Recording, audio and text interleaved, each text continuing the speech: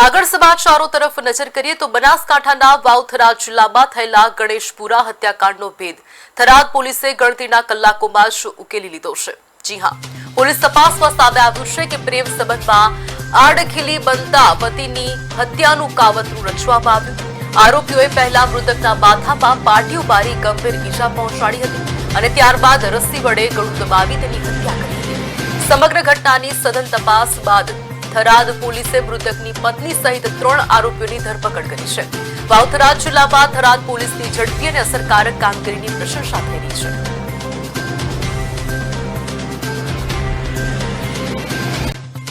हेमाभाई वाघाजी ठाकोर के जो काना भावा पटेल ने त्या भाग्य तरीके छेल्ला 4 वर्षथी परिवार साथे रहता था અને તેમને ત્યાં ખેતર ખેડવા સારું પ્રેમજી કાડા પટેલ સાંજે 7 વાગ્યાની સુમારે આવે છે અને ગેમાભાઈ ખેતર ખેડવા માટે જતા રહે છે અને તે દરમિયાન પ્રેમજી કાડા પટેલ અને નર્મદાબેન ઉર્ફે નબાબેન ગેમાભાઈ ઠાકોર બંને ત્યાં વાતચીત કરતા હોય છે। તે દરમિયાન મુકેશ માવજી કોડી ઠાકોર તે પણ ત્યાં આવે છે અને મોડી રાત્રે ગેમાભાઈ પરત ફરતા આ બંનેને ત્યાં જોઈ અને એકદમ ઉશ્કેરાઈ જાય છે અને તેમની સાથે ઝઘડો થાય છે। તે દરમિયાન નર્મદાબેન ઉર્ફે નબાબેને પડેલ પાટિયું તેમના માથા ઉપર મારે છે અને જેના કારણે તેઓ જમીન પર પડે છે અને સાથે રહેલ બંને શખ્સો તેમને ખાટલા ઉપર લઈ અને એક રસ્સી તેમના ગળામાં બાંધી દે છે અને બંને સામસામે ખેંચી અને એમના ગળા ટૂંકો આપે છે અને તે મરણ જાય છે।